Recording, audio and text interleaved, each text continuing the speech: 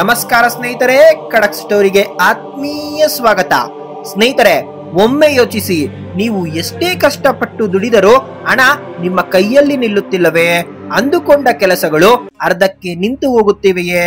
ಅಥವಾ ಮನೆಯಲ್ಲಿ ನೆಮ್ಮದಿಯೇ ಇಲ್ಲದಂತಾಗಿದೆಯೇ? ಇದಕ್ಕೆಲ್ಲ ಕಾರಣ ಕೇವಲ ನಿಮ್ಮ ಅದೃಷ್ಟವಲ್ಲ, ಬದಲಾಗಿ ನಿಮಗೆ ತಿಳಿಯದೆ ನೀವು ಮಾಡುತ್ತಿರುವ ಒಂದು ಚಿಕ್ಕ ತಪ್ಪಾಗಿರಬಹುದು. ಇಂದಿನ ವಿಡಿಯೋದಲ್ಲಿ ನಾವು ಹೇಳುವ ಈ ಅದ್ಭುತ ಪರಿಹಾರವನ್ನ ನೀವು ಮಾಡಿದ್ದೇ ಆದರೆ ಸಾಕ್ಷಾತ್ ಆ ಕುಬೇರನೇ ನಿಮ್ಮ ಮನೆಯ ಬಾಗಿಲು ತಟ್ಟುತ್ತಾನೆ. ಹೌದು, ನಂಬಲು ಅಸಾಧ್ಯವಾದರೂ ಇದು ಸತ್ಯ. ಅದು ಕೂಡ ಬರುವ ಈ ಅಮಾವಾಸ್ಯೆಯ ದಿನ. ಅಂದರೆ ಅದು ಯಾವುದೇ ಅಮಾವಾಸ್ಯೆ ಆಗಿರಬಹುದು. ಆ ಕತ್ತಲ ರಾತ್ರಿಯ ಅಥವಾ ಹಗಲಿನ ಸಮಯದಲ್ಲಿ ಒಂದು ಮೂಕ ಪ್ರಾಣಿಗೆ, ಅಂದರೆ ನಾಯಿಗೆ ನೀವು ಈ ಒಂದು ವಸ್ತುವನ್ನ ತಿನ್ನಿಸಿದರೆ ಸಾಕು, ನಿಮ್ಮ ಹಣೆ ಬರಹವೇ ಬದಲಾಗಿ ಹೋಗುತ್ತದೆ. ಆದರೆ ಎಚ್ಚರ, ನಾಯಿಗೆ ಆಹಾರ ನೀಡುವಾಗ ನಾವು ಮಾಡುವ ಒಂದು ಸಣ್ಣ ತಪ್ಪು ಪುಣ್ಯದ ಬದಲು ಪಾಪವನ್ನ ತರಬಹುದು ಎಂಬುದು ನಿಮಗೆ ಗೊತ್ತಾ?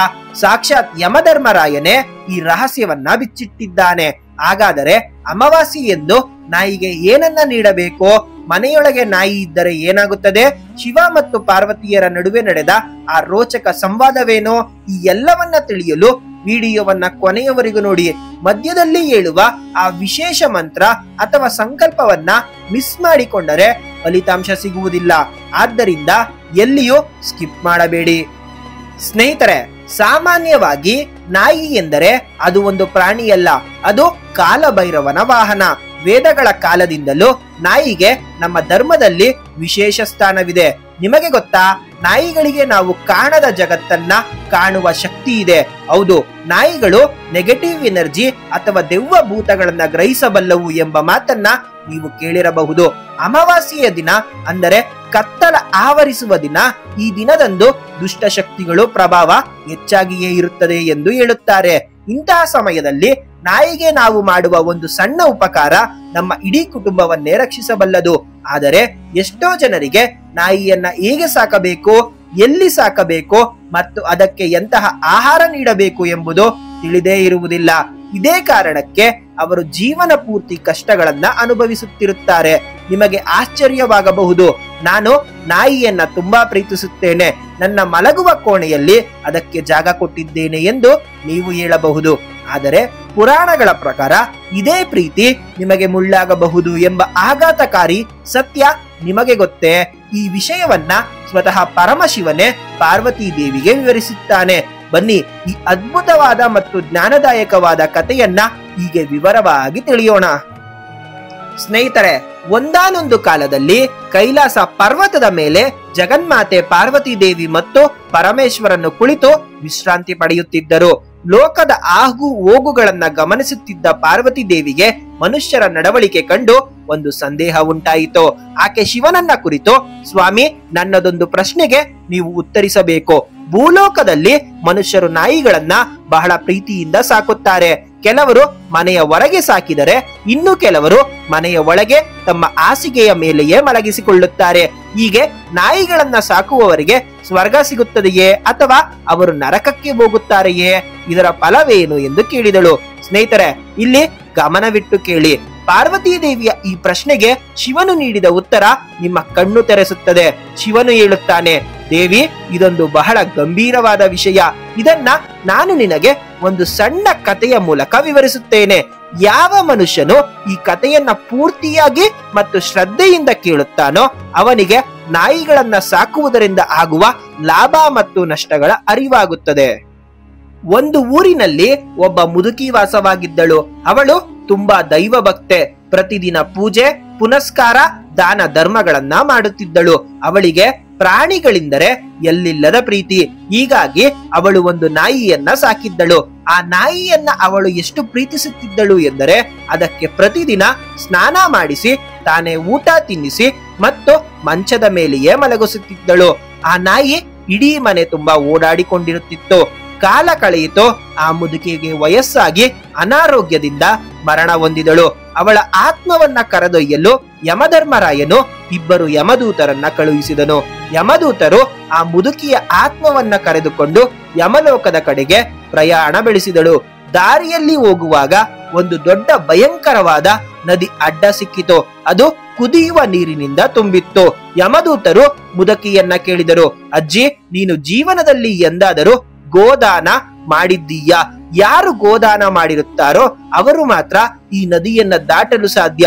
ಆಗ ಮುದುಕಿ ತಾನು ಮಾಡಿದ ಪುಣ್ಯವನ್ನ ನೆನೆಸಿಕೊಂಡಳು. ತಕ್ಷಣವೇ ಅಲ್ಲಿ ಒಂದು ದಿವ್ಯವಾದ ಹಸು ಪ್ರತ್ಯಕ್ಷವಾಯಿತು.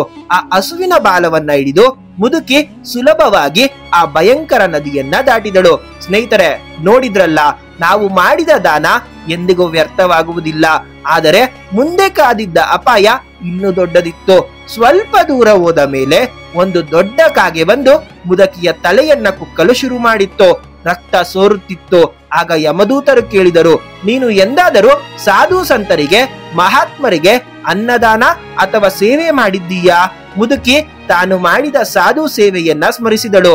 ತಕ್ಷಣವೇ ಆ ಕಾಗೆ ಅಲ್ಲಿಂದ ಮಾಯವಾಯಿತು.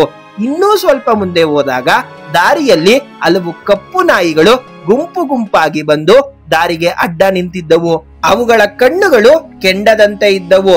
ಆಗ ಯಮದೂತರು, ನೀನು ಜೀವನದಲ್ಲಿ ಬಾಯಿ ಇಲ್ಲದ ಪ್ರಾಣಿಗಳಿಗೆ, ನಾಯಿಗಳಿಗೆ ಆಹಾರ ನೀಡಿದ್ದೀಯಾ ಎಂದು ಕೇಳಿದರು. ಮುದುಕಿ ತಾನು ನಾಯಿಗಳಿಗೆ ಅನ್ನ ಹಾಕಿದ್ದನ್ನ ನೆನೆಸಿಕೊಂಡ ತಕ್ಷಣ ಆ ನಾಯಿಗಳು ದಾರಿಯನ್ನ ಬಿಟ್ಟುಕೊಟ್ಟವು.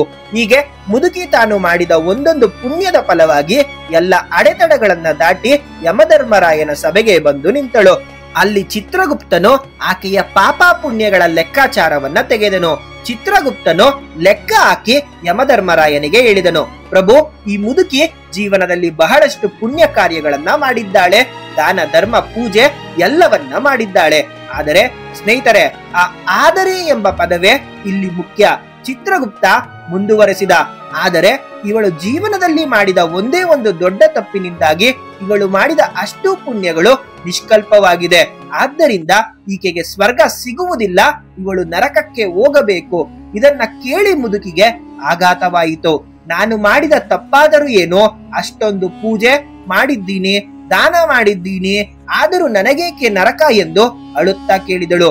ಆಗ ಯಮಧರ್ಮರಾಯನು ಹೇಳಿದ ಒಂದು ಮಾತು ಪ್ರತಿಯೊಬ್ಬ ನಾಯಿ ಪ್ರಿಯರು ತಿಳಿದುಕೊಳ್ಳಬೇಕು. ಮುದುಕಿ, ನೀನು ನಾಯಿಯನ್ನ ಸಾಕಿದ್ದು ತಪ್ಪಲ್ಲ, ಆದರೆ ಆ ನಾಯಿಯನ್ನ ನೀನು ಮನೆಯ ಒಳಗೆ, ಪೂಜಾ ಕೋಣೆಯ ಹತ್ತಿರ, ಅಡುಗೆ ಮನೆಯಲ್ಲಿ ಮತ್ತು ನೀನು ಮಲಗುವ ಮಂಚದ ಮೇಲೆ ಇಟ್ಟುಕೊಂಡಿದ್ದೆ.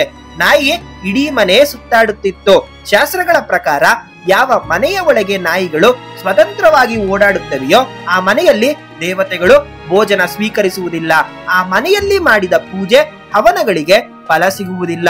ಅಷ್ಟೇ ಅಲ್ಲ, ನಿನ್ನ ಪೂರ್ವಿಕರು ಕೂಡ ನಿನ್ನ ಮನೆಯಿಂದ ಬರುವ ನೈವೇದ್ಯವನ್ನ ಸ್ವೀಕರಿಸುವುದಿಲ್ಲ.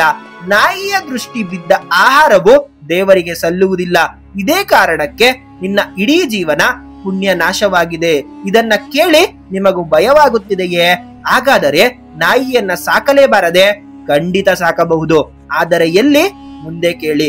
ಶಿವನು ಪಾರ್ವತಿಗೆ ವಿವರಿಸುತ್ತಾನೆ, ನೋಡು ಪಾರ್ವತಿ, ನಾಯಿ ಅತ್ಯಂತ ವಿಶ್ವಾಸವುಳ್ಳ ಪ್ರಾಣಿ. ಅದನ್ನ ಪ್ರೀತಿಸಬೇಕು, ಅದಕ್ಕೆ ಊಟ ಹಾಕಬೇಕು, ಅದನ್ನ ರಕ್ಷಿಸಬೇಕು. ಆದರೆ ಅದಕ್ಕೆ ಅದರದ್ದೇ ಆದ ಸ್ಥಾನವಿದೆ. ನಾಯಿಯನ್ನ ಮನೆಯ ಹೊರಗೆ ಅಥವಾ ಒತ್ತಿಲ ಆಚೆ ಸಾಕಬೇಕು. ಮನೆಯ ಒಳಗೆ ಅತಿಥಿಗಳಿಗೆ ಮತ್ತು ಗೋವುಗಳಿಗೆ ಮಾತ್ರ ಸ್ಥಾನವಿದೆ. ಕಲಿಯುಗದಲ್ಲಿ ಮನುಷ್ಯರು ವಿಚಿತ್ರವಾಗಿದ್ದಾರೆ. ಮುದಿ ತಂದೆ ತಾಯಿಯರನ್ನ ಮನೆಯಿಂದ ಹೊರಗೆ ಹಾಕುತ್ತಾರೆ, ಆದರೆ ನಾಯಿಯನ್ನ ಬೆಡ್ರೂಮಿನಲ್ಲಿ ಮಲಗಿಸಿಕೊಳ್ಳುತ್ತಾರೆ.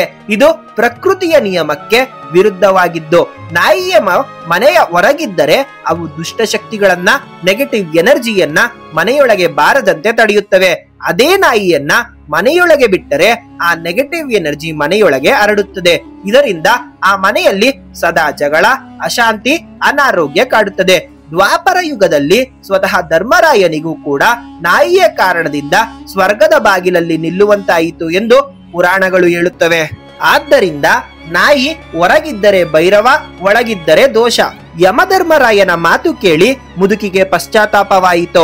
ಅವಳು ಯಮನಲ್ಲಿ ಬೇಡಿಕೊಂಡಳು, ಪ್ರಭು, ನನಗೆ ಗೊತ್ತಿರಲಿಲ್ಲ, ದಯವಿಟ್ಟು ನನಗೆ ಕೇವಲ 7 ದಿನಗಳ ಕಾಲಾವಕಾಶ ಕೊಡಿ. ನಾನು ಭೂಲೋಕಕ್ಕೆ ಹೋಗಿ ನನ್ನ ತಪ್ಪನ್ನ ತಿದ್ದಿಕೊಳ್ಳುತ್ತೇನೆ. ಮುದುಕಿಯ ಗೋಗರೆತಕ್ಕೆ ಮನಸೋತ ಯಮಧರ್ಮರಾಯನು ಅವಳಿಗೆ 7 ದಿನಗಳ ಗಡುವು ನೀಡಿ ಭೂಮಿಗೆ ಕಳುಹಿಸಿದನು.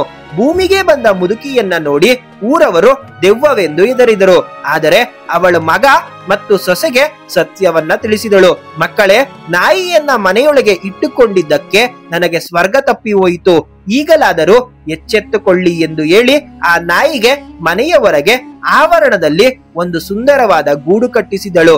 ನಂತರ ಪ್ರತಿದಿನ ಬೆಳಗ್ಗೆ ಎದ್ದು ಮನೆಯನ್ನ ಶುದ್ಧ ಮಾಡಿ ಸ್ನಾನ ಮಾಡಿ ದೇವರಿಗೆ ಪೂಜೆ ಸಲ್ಲಿಸಿ ನಂತರ ಮನೆಯ ಹೊರಗಿರುವ ನಾಯಿಗೆ ಭಕ್ತಿಪೂರ್ವಕವಾಗಿ ಆಹಾರ ನೀಡಿದಳು.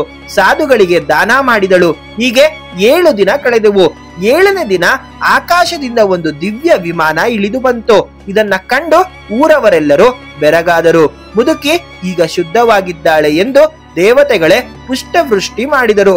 ಊರಿನವರೆಲ್ಲರೂ ಆ ವಿಮಾನ ಏರಲು ಹೋದರು. ಆದರೆ ಮುದುಕಿ ಹೇಳಿದಳು, ಯಾರು ನಾಯಿಗೆ ಹೊರಗೆ ಅನ್ನ ಹಾಕಿ ಧರ್ಮ ಪಾಲಿಸಿದ್ದೀರೋ ಅವರು ಮಾತ್ರ ನನ್ನ ಜೊತೆ ಬರಬಹುದು. ಅವಳ ಮಾತನ್ನ ಕೇಳಿ ನೆರೆಹೊರೆಯವರು ಕೂಡ ಬದಲಾದರು. ಕೊನೆಗೆ ಮುದುಕಿ ತನ್ನ ಪುಣ್ಯದ ಅರ್ಧ ಭಾಗವನ್ನ ಊರಿನವರಿಗೆ ದಾರಿ ಎರೆದು ಎಲ್ಲರನ್ನ ಸ್ವರ್ಗಕ್ಕೆ ಕರೆದುಕೊಂಡು ಹೋದಳು. ಸ್ನೇಹಿತರೆ, ಕಥೆಯ ನೀತಿ ಇಷ್ಟೇ. ಪ್ರಾಣಿಗಳನ್ನ ಪ್ರೀತಿಸಿ, ಆದರೆ ಪ್ರಕೃತಿಯ ನಿಯಮವನ್ನ ಮೀರಬೇಡಿ. ಈಗ ವಿಷಯಕ್ಕೆ ಬರೋಣ. ಅಮಾವಾಸ್ಯೆಯ ದಿನ ನೀವು ಮಾಡಬೇಕಾದ ಆ ತಾಂತ್ರಿಕ ಪರಿಹಾರ ಯಾವುದು? ಇದರಿಂದ ಹಣದ ಅರಿವು ಹೇಗೆ ಹೆಚ್ಚಾಗುತ್ತದೆ? ಅಮಾವಾಸ್ಯೆ ಎಂದರೆ ರಾಹು ಮತ್ತು ಕೇತುಗಳ ಪ್ರಭಾವ ಹೆಚ್ಚಿರುವ ದಿನ. ಜ್ಯೋತಿಷ್ಯ ಶಾಸ್ತ್ರದ ಪ್ರಕಾರ ನಾಯಿಯು ಕೇತು ಗ್ರಹದ ಸಂಕೇತ. ಯಾರಿಗಾದರೂ ಜಾತಕದಲ್ಲಿ ಕೇತು ದೋಷವಿದ್ದರೆ, ಸಾಲಬಾಧೆ ಇದ್ದರೆ ಅಂತಹವರನ್ನ ಈ ಕೆಲಸವನ್ನ ತಪ್ಪದೆ ಮಾಡಬೇಕು. ಸ್ನೇಹಿತರೆ, ಮೊದಲನೆಯದ್ದಾಗಿ ಅಮಾವಾಸ್ಯೆಯ ದಿನ, ಅದು ಬೆಳಗ್ಗೆಯಾದರೂ ಸರಿ ಸಂಜೆಯಾದರೂ ಸರಿ, ಸ್ನಾನ ಮುಗಿಸಿ ಸ್ವಲ್ಪ ಅನ್ನವನ್ನ ತೆಗೆದುಕೊಳ್ಳಿ. ಬಿಸಿಯನ್ನ ಅಥವಾ ರೊಟ್ಟಿ ಯಾವುದಾದರೂ ಸರಿ. ಈಗ ಆ ಅನ್ನಕ್ಕೆ 1 ಚಮಚ ಅಡುಗೆ ಎಣ್ಣೆ, 1 ಚಿಟಿಕೆ ಅರಿಶಿಣ ಮತ್ತು ಸ್ವಲ್ಪ ಕುಂಕುಮವನ್ನ ಬೆರೆಸಿ ನೆನಪಿಡಿ. ಈ ಅನ್ನವನ್ನ ಕೈಯಿಂದ ಚೆನ್ನಾಗಿ ಕಲಸಿ ಮುದ್ದೆ ಮಾಡಿ. ಈಗ ಆ ಅನ್ನದ ಮುದ್ದೆಯನ್ನ ನಿಮ್ಮ ಮನೆಯ ಮುಖ್ಯ ದ್ವಾರದ ಬಳಿ ತೆಗೆದುಕೊಂಡು ಹೋಗಿ. ಅಲ್ಲಿ ನಿಂತು ಆ ಅನ್ನವನ್ನ ನಿಮ್ಮ ಮನೆಯ ಬಾಗಿಲಿಗೆ ದೃಷ್ಟಿ ತೆಗೆಯುವಂತೆ 7 ಬಾರಿ ಬಲಗಡೆಯಿಂದ ಎಡಗಡೆಗೆ ಮತ್ತು 7 ಬಾರಿ ಎಡಗಡೆಯಿಂದ ಬಲಗಡೆಗೆ ತಿರುಗಿಸಿ. ಹೀಗೆ ಮಾಡುವಾಗ ಮನಸ್ಸಿನಲ್ಲಿ ಏನು ಅಂದುಕೊಳ್ಳಬೇಕು ಗೊತ್ತಾ? ನನ್ನ ಮನೆಯ ದಾರಿದ್ರ್ಯ, ರೋಗ ರುಜಿನ ಮತ್ತು ಅಡೆತಡೆಗಳು ಈ ಅನ್ನದ ಮೂಲಕ ಹೊರ ಹೋಗಲಿ ಎಂದು ಸಂಕಲ್ಪ ಮಾಡಿ. ನಂತರ ಆ ಅನ್ನವನ್ನ ತೆಗೆದುಕೊಂಡು ಹೋಗಿ ಬೀದಿಯಲ್ಲಿರುವ ಯಾವುದಾದರೂ ನಾಯಿಗೆ ತಿನ್ನಲು ಕೊಡಿ. ಕಪ್ಪು ನಾಯಿ ಸಿಕ್ಕರೆ ಬಹಳ ಶ್ರೇಷ್ಠ, ಇಲ್ಲದಿದ್ದರೆ ಯಾವುದೇ ಬಣ್ಣದ ನಾಯಿಯಾದರೂ ಪರವಾಗಿಲ್ಲ. ನಾಯಿ ಆ ಅನ್ನ ತಿನ್ನುವಾಗ ನೀವು ದೂರ ನಿಂತು ಮನಸ್ಸಿನಲ್ಲಿಯೇ ನಿಮ್ಮ ಕೋರಿಕೆಯನ್ನ, ಉದಾಹರಣೆಗೆ ಸಾಲ ತೀರಲಿ, ಕೆಲಸ ಸಿಗಲಿ ಇತ್ಯಾದಿ ಇಂಥದ್ದನ್ನ ದೇವರಲ್ಲಿ ಪ್ರಾರ್ಥಿಸಿ. ಹೀಗೆ ಮಾಡುವುದರಿಂದ ಏನಾಗುತ್ತೆ ಗೊತ್ತಾ ಸ್ನೇಹಿತರೆ? ಗ್ರಹ ದೋಷ ನಿವಾರಣೆ, ಶನಿ, ರಾಹು ಮತ್ತು ಕೇತು ದೋಷಗಳು ನಿವಾರಣೆಯಾಗುತ್ತದೆ. ನಕಾರಾತ್ಮಕ ಶಕ್ತಿ ನಾಶವಾಗುತ್ತದೆ. ಮನೆಯಲ್ಲಿರುವ ದೃಷ್ಟಿ ದೋಷ, ನೆಗೆಟಿವ್ ಎನರ್ಜಿ ಆ ಅನ್ನದ ಮೂಲಕ ನಾಯಿ ಸ್ವೀಕರಿಸಿ ಅದನ್ನ ತಟಸ್ಥಗೊಳಿಸುತ್ತದೆ. ನಂತರ ಪಿತೃಗಳ ಆಶೀರ್ವಾದ ಸಿಗುತ್ತೆ. ಅಮಾವಾಸ್ಯೆ ಪಿತೃಗಳ ದಿನವಾದ್ದರಿಂದ ಈ ಕಾರ್ಯದಿಂದ ನಿಮ್ಮ ಪೂರ್ವಿಕರು ಸಂತೃಪ್ತರಾಗಿ ನಿಮಗೆ ಆಶೀರ್ವಾದ ನೀಡುತ್ತಾರೆ. ಅಕಾಲಿಕ ಮೃತ್ಯು ಭಯ. ನಾಯಿಗೆ ಆಹಾರ ನೀಡುವ ಮನೆಯಲ್ಲಿ ಅಪಘಾತಗಳು ಅಥವಾ ದುರ್ಘಟನೆಗಳು ನಡೆಯುವುದಿಲ್ಲ ಎಂದು ಶಾಸ್ತ್ರಗಳು ಹೇಳುತ್ತದೆ. ನೋಡಿದ್ರಲ್ಲ ಸ್ನೇಹಿತರೆ, ನಾಯಿ ಕೇವಲ ಪ್ರಾಣಿಯಲ್ಲ, ಅದು ನಮ್ಮ ಕಷ್ಟಗಳನ್ನ ಕಳೆಯುವ ದೈವಿಕ ಜೀವಿ. ನಾಯಿಯನ್ನ ಪ್ರೀತಿಸಿ ಅದಕ್ಕೆ ಹೊಟ್ಟೆ ತುಂಬಾ ಊಟ ಹಾಕಿ, ಆದರೆ ಅದನ್ನ ಮನೆಯವರೆಗೆ ಇಟ್ಟು ಪೋಷಿಸಿದರೆ ಮನೆಗೂ ಒಳ್ಳೆಯದು, ನಿಮಗೂ ಒಳ್ಳೆಯದು ಮತ್ತು ಆ ನಾಯಿಗೂ ಒಳ್ಳೆಯದು. ಈ ಬರುವ ಅಮಾವಾಸ್ಯೆಯನ್ನು ಮರೆಯದೆ ಈ 1 ಮುದ್ದೆ ಅನ್ನಕ್ಕೆ ಅರಿಶಿಣ, ಕುಂಕುಮ, ಎಣ್ಣೆ ಹಾಕಿ ಈ ಪರಿಹಾರವನ್ನ ಮಾಡಿ ನೋಡಿ. ನಿಮ್ಮ ಜೀವನದಲ್ಲಿ ಆಗುವ ಬದಲಾವಣೆಯನ್ನ ಖಂಡಿತ ನೀವೇ ಆಶ್ಚರ್ಯ ಪಡುತ್ತೀರಿ. ಹಣದ ಅರಿವು ಹೆಚ್ಚಾಗಿ ನೆಮ್ಮದಿ ನೆಲೆಸುತ್ತದೆ. ಸ್ನೇಹಿತರೆ, ನಿಮಗೆ ಈ ಮಾಹಿತಿ ಇಷ್ಟವಾಗಿದ್ದರೆ ದಯವಿಟ್ಟು ಈ ವಿಡಿಯೋವನ್ನ ಲೈಕ್ ಮಾಡಿ. ಕನಿಷ್ಠ ನಿಮ್ಮ 5 ಜನ ಸ್ನೇಹಿತರಿಗಾದರೂ ಶೇರ್ ಮಾಡಿ, ಅವರಿಗೂ ಪುಣ್ಯ ಸಿಗಲಿ. ನಾಯಿಯನ್ನ ಪ್ರೀತಿಸುವವರು ಮತ್ತು ದೇವರನ್ನ ನಂಬುವವರು ಕಮೆಂಟ್ ಬಾಕ್ಸ್ ನಲ್ಲಿ ತಪ್ಪದೆ ಓಂ ನಮಃ ಶಿವಾಯ ಅಥವಾ ಜೈ ಶ್ರೀಕೃಷ್ಣ ಎಂದು ಬರೆಯಿರಿ. ಇದೇ ರೀತಿಯ ಅದ್ಭುತವಾದ ಆಧ್ಯಾತ್ಮಿಕ ಮತ್ತು ರೋಚಕ ಕಥೆಗಳಿಗಾಗಿ ನಮ್ಮ ಖಡಕ್ ಸ್ಟೋರಿ ಯೂಟ್ಯೂಬ್ ಚಾನೆಲ್ ಅನ್ನ ತಪ್ಪದೆ ಸಬ್ಸ್ಕ್ರೈಬ್ ಮಾಡಿಕೊಳ್ಳಿ. ಮುಂದಿನ ವಿಡಿಯೋದಲ್ಲಿ ಮತ್ತೊಂದು ಅದ್ಭುತ ರಹಸ್ಯದೊಂದಿಗೆ ಭೇಟಿಯಾಗೋಣ. ಸ್ನೇಹಿತರೆ, ನಿಮ್ಮ ಆರೋಗ್ಯದ ಮೇಲೆ ಗಮನವಿರಲಿ.